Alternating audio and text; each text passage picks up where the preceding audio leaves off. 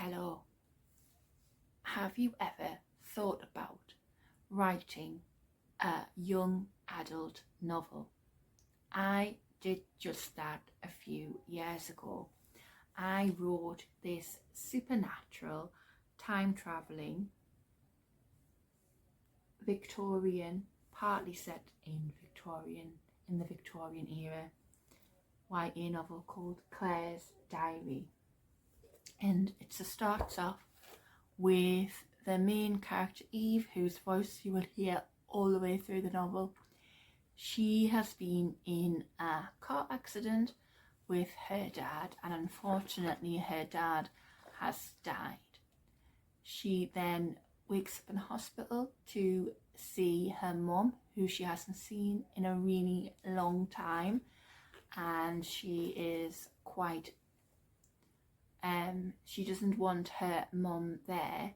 She is quite resentful towards her mum because she hasn't seen her in such a long time.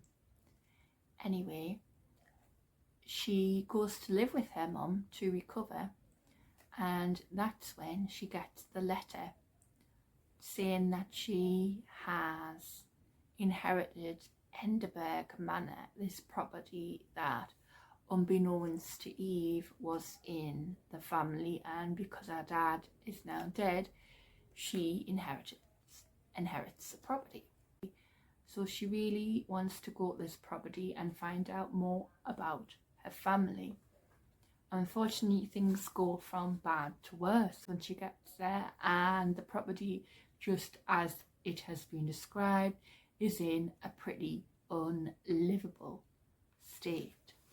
So this is when her mum and Eve are almost at the property, and because there's a sense of the gothic and the supernatural that runs throughout the novel, I wanted to do a little bit of foreshadowing here, so trying to introduce the themes.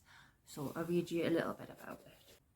It felt a little eerie as we drove along, not passing another car, not passing anything. It made me think that this was what it must feel like to be a survivor in the apocalypse. A flash of something ran out across the road, and Mum screeched the brakes to a halt. Jesus, what on earth was that? She shouted, more from fright than anything else. Shall I go and take a look? I don't think that's a very good idea, I said, remembering all of the horror movies I had seen. It was never a good idea to go wandering off alone. Look, I cried. I saw a huge pair of black wings belonging to what looked to be a raven in front of the windscreen, only it couldn't have been. The creature was much too large, almost eagle-sized. It fluttered outside, staring straight at me through the window. Its small dark eyes were burrowing into mine. Mum and I gawped at it in wonder, and the only sound was furious windscreen wipers trying to batter away the heavy evening rain. So I actually started writing Claire's Diary from one scene. It was a key scene in the novel, and from that one scene I built the book around it.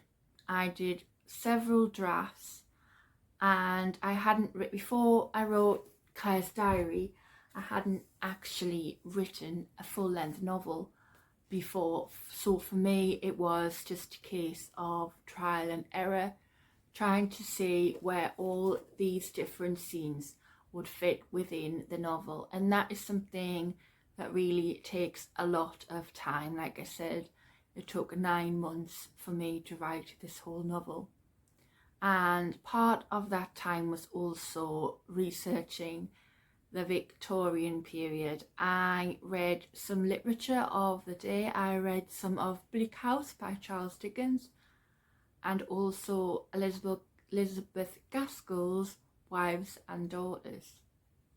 That gave me a social context into Victorian society. And I also looked at websites like the V&A, the Victorian Albert Museum, which also helped me to establish what costumes were like. I did some research from non-fiction books too. It might be a good idea to see what your local library has if you're wanting to research a particular time period. So I hope you enjoyed the extract, and I will say that self-publishing is not an easy route to go down. As I say, my novel came out a few years ago now, and it has been a journey for me. It wasn't an instant bestseller overnight. It is a lot of hard work and a lot of to continue to talk about your novel, continue to promote it. So yes, if you would like to know more about writing or the self-publishing process, please drop me a question below in the comments, and if I can, I will try and answer it in another video. So bye for now, bye.